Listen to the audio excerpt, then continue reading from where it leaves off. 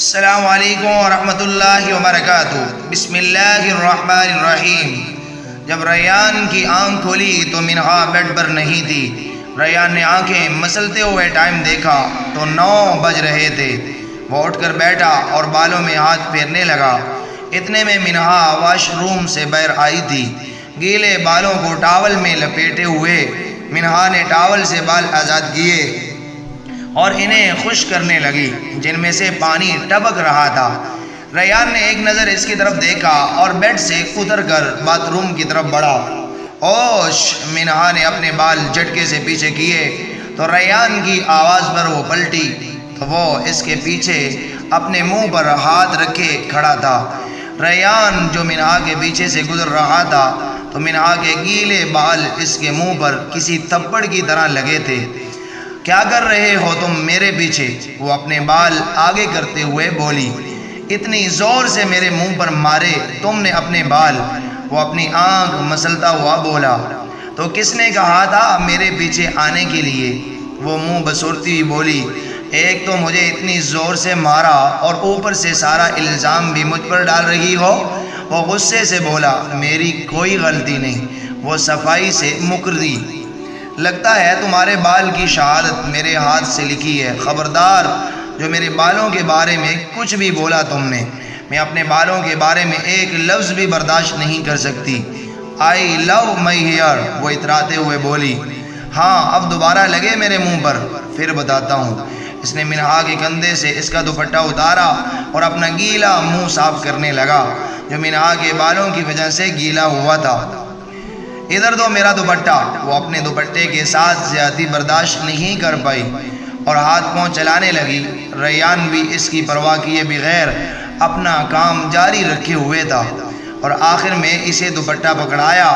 تم نے میرا دوپٹہ گندا کر دیا ہے، یو نان سینس، وہ کھلے منہ سے اسے گھورتی ہوئی بولی، جس پر ریان نے بدتمیزی کی نمائش کرائی۔ جاؤ، مجھے نہیں اوڑھنا، ویسے ہی بہت مشکل سے اوڑھتی ہوں میں۔ یہ دوپٹہ مجھے ویسے ہی عادت نہیں ہے، اب میں ایسے ہی گھوموں گی۔ میں تمہیں بنا دوپٹے کے کمرے سے باہر جاتے نہ دیکھوں۔ اس نے اس کے ہاتھ میں دوپٹہ پکڑاتے ہوئے حکم صادر کیا اور آگے بڑھ گیا۔ منہا کو غصہ آیا، جو وہ 2 دن سے اس پر اتنا روب ڈال رہا تھا۔ مجھے نہیں پہننا، تمہیں شوق ہے تو خود پہنو۔ اس نے پیچھے سے دوپٹہ ریان کی طرف اچھالا، جو اس کے منہ پر گرا۔ ریان پلٹا اور غصے سے منہا کی طرف دیکھ کر منہ سے دوپٹہ ہٹایا۔ ابھی بتاتا ہوں تمہیں میں۔ وہ اس کی طرف بڑھا تو منہا کو سمجھ آیا کہ اس نے اپنی شامت کو آواز دے دی ہے۔ منہا نے دوڑ لگائی، ادھر آؤ تم، ابھی بتاتا ہوں۔ وہ اس کے پیچھے بھاگا تو وہ دبک کر بیڈ پر چڑھ گئی اور اس کے چڑھتے ہی نیچے اتر گئی۔ ریان، ہٹو جہاں سے، میں ماروں گی ورنہ تمہیں۔ وہ بھاگتے بھاگتے سارا بیڈ تہس نہس کر چکے تھے۔ 2 بیڈ کے گول گول چکر مارے۔ دونوں نے ریان نے چالاکی کی۔ جیسے ہی وہ بیڈ سے نیچے اتری، الٹے قدم لے کر اسے پکڑ لیا اور اس کے ہاتھ کمر پر موڑ دیے۔ ہاں تو بتاؤ کون اوڑھے گا دوپٹہ؟ وہ اس کے کندھے پر اپنا سر رکھ کر بولا۔ تم اوڑھو گے، وہ مسکراتے ہوئے بولی۔ اوش! اس نے اس کے ہاتھ پر دباؤ مزید کیا۔ کون اوڑھے گا؟ وہ اس کے ہاتھ پر زور دیتا ہوا بولا۔ اوش! میں اوڑھوں گی۔ اس نے ہار مانی۔ ہم دس لائک گڈ گرل۔ اس نے اس کے ہاتھ چھوڑے، پر پہلے بھی تو وہ بغیر دوپٹے کے گھومتی تھی۔ وہ اپنے ہاتھ مسلتی ہوئی بولی۔ اس کے تیور نہایت سنجیدہ ہوئے۔ پہلی بات کہ پہلے تم جو ٹاپ پہنتی تھی وہ کافی ڈھیلی ہوتی تھی، اس میں تمہارا جسم نمایاں نہیں تھا، پر یہ کپڑے بہت فٹ ہیں اور اس میں تمہارا جسم بہت نمایاں ہے۔ اور دوسری بات کہ پہلے مجھے تم سے کوئی سروکار نہیں تھا، وہ تو تمہیں اب بھی نہیں ہونا چاہیے۔ اس کی زبان پر پھسلی۔ کیا کہا تم نے؟ دوبارہ کہنا ذرا، وہ اسے گھورتا ہوا بولا۔ منہا نے اسے دھکا دیا اور دروازے کی طرف بھاگی۔ منہا پلٹی تو ریان نے ایک آبرو اچکا کر اسے دیکھا تو منہا کی نظر اپنے دوپٹے پر گئی، جو اب بھی اسی کے ہاتھ میں تھا۔ منہا آہستہ سے چلتی ہوئی اس کے تھوڑا نزدیک آئی اور جھٹکے سے اپنا دوپٹہ چھین کر کھلکھلاتی ہوئی باہر بھاگ گئی۔ اس کی اس حرکت پر ریان مسکرا کر سر کھجاتا ہوا باتھ روم چلا گیا۔ السلام علیکم آنٹی۔ او سوری ماما۔ وہ ان کی بات یاد آنے پر اپنے ماتھے پر ہاتھ مارتے ہوئے بولی۔ وعلیکم السلام۔ فہمیدہ بیگم مسکراتے ہوئے بولی۔ السلام علیکم پاپا۔ وعلیکم السلام میری ڈول۔ السلام علیکم بھائی بھابھی۔ وعلیکم السلام۔ ادھر بیٹھو آ کر۔ منہا ان کے برابر میں بیٹھی۔ میں کافی لاتی ہوں تمہارے لیے۔ ارے نہیں نہیں بھابھی، آپ مت لائیے، میں کسی سرونٹ کو بول دیتی ہوں۔ ارے کوئی بات نہیں ہے، ابھی تمہارے آرام کرنے کے دن ہیں، پھر میں بھی تم سے خوب خدمتیں لوں گی۔ وہ مسکراتے ہوئے بولی تو اس کی بات پر سب مسکرا دیے۔ یہ لو کافی۔ وہ اس کے آگے کپ کرتی ہوئی بولی تھینکس بھابھی۔ وہ دوسری کس کے لیے؟ وہ دوسرا کپ دیکھ کر بولی وہ جو تمہارے مجازی خدا ہے نا، ان کے لیے۔ وہ اسے چھیڑتے ہوئے بولی تو وہ مسکرا کر نظریں جھکا گئی۔ ریان نے بھی یہ بات سنی جو ابھی آیا تھا۔ ریان نے سب کو سلام کیا تو عمل نے اسے بھی کافی دی۔ تھینک یو بھابھی، اس نے اپنے ہونٹوں سے لگائی۔ تم لوگوں کے کپڑے فاد کے کمرے میں ہیں، ابھی ناشتے کے بعد لے لینا اور ٹھیک سے ٹرائی کر لینا کہ فٹنگ وغیرہ ٹھیک ہے۔ جی بابا، ریان بولا۔ ریان منہا کو 5 بجے تک پارلر چھوڑ دینا۔ اوکے جی ٹھیک، چلیں ناشتہ کر لیتے ہیں۔ فہمیدہ بیگم کی بات پر سب ناشتے کے لیے ڈائننگ کی طرف چلے گئے۔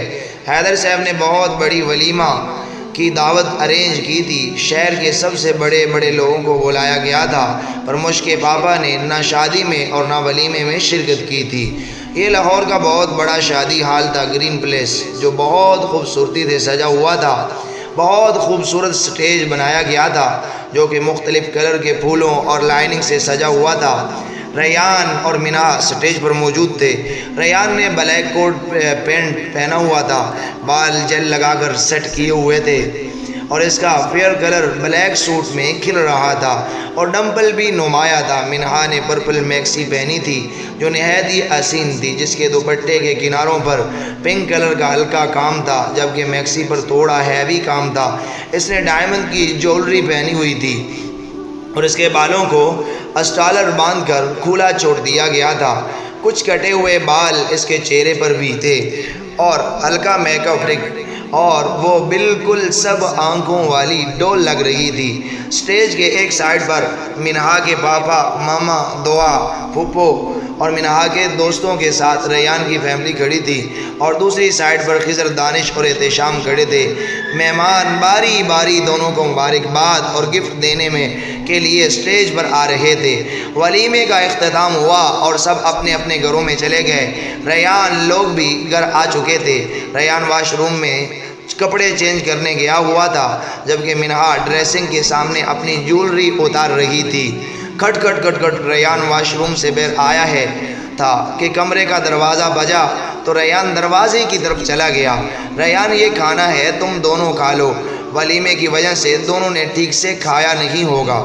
عمل اس کے ہاتھ میں ٹرے پکڑاتی ہوئی بولی تھینک یو بھابھی، you are the best, you welcome.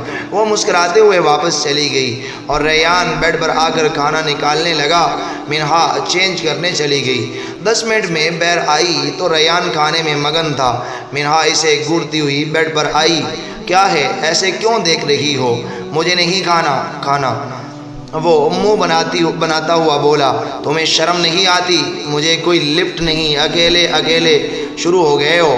اس نے اپنی شکایت کی تو کیا اب نوالے بنا کے تمہارے منہ میں ڈالوں؟ وہ بریانی کا چمچ منہ میں ڈالتا ہوا بولا، جس پر منہا نے مسکراتے ہوئے اس بات میں سر ہلایا۔ ریان نے چمچ میں بریانی لی اور منہا کے چہرے کے قریب لایا۔ جیسے ہی منہا نے منہ کھولا تو وہ اپنے واپس گھما کر اپنے منہ میں چمچ ڈال دیا اس نے، اور دیکھتے ہی دیکھتے نکل گیا۔ منہا نے کھلے منہ سے اسے گھورا تو اس کا کہکا نکلنے لگا، جس پر منہا نے اس کے ہاتھ سے پلیٹ چھینی اور خود کھانے لگی تو ریان نے مجبوراً دوسری پلیٹ میں بریانی نکالی۔ دوستو یہ ناول ابھی تک جاری ہے۔ دوستو آئی ہوپ کہ یہ بہت زیادہ انٹرسٹ ہے، آپ کو بہت زیادہ پسند آیا ہوگا۔ اگر ابھی آتے ہیں کہ نیکسٹ والا ایپیسوڈ جلد از جلد اپلوڈ کر دیا جائے تو پلیز ہمارے چینل کو سبسکرائب کرنا مت بھولیے گا۔ ہماری ویڈیو کو لائک اور شیئر بھی ضرور کیجیے گا۔ اور نیکسٹ ایپیسوڈ کے لیے کمنٹس باکس میں اپنی رائے کا ضرور اظہار کیجیے گا۔ نیکسٹ ایپیسوڈ آپ کی رائے اور کمنٹ پر منحصر ہے۔ جزاکم اللہ خیر۔